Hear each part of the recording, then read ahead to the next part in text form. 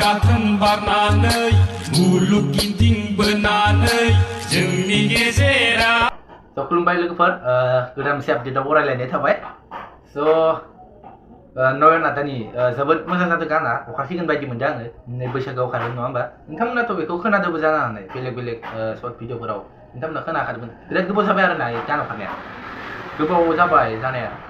अखासिगोन बायदि मोनदों दैमा दैसा बोहैलांनाय बे गाना नयन नाथानि जोबोद मोजां जादों अननानै नोंथांमोना आंनि चेनेलखौ साबसक्राइब खालामबानो जाबाय लाइक कमेन्ट खालामना गालांबानो जाबाय प्लिज नोंथांमोना आंनि चेनेलखौ साबसक्राइब खालाम आंनि गोदान चेनेल आं बेफोरबायदिनो आपडेट होनो आं सेस्था खालामबाय थागोन नालांदो बिदिब्ला क्लिप मोनसे होनोसै नालांदो खुलुमबाय जय बर' हारि दैमा दैसा बारबोनानै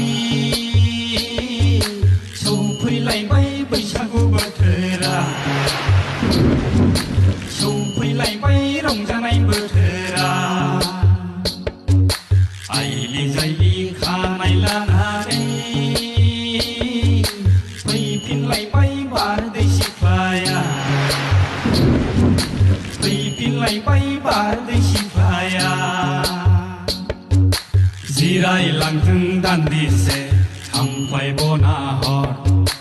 आगर एरथों दान्दिसे गनसि गारहर सात गाथोन बारनानै मुलुग गिदिंबोनानै जोंनि गेजेराव सौफैलायबाय बैसागु बोथोरा सौफैलायबाय रंजानाय बोथोरा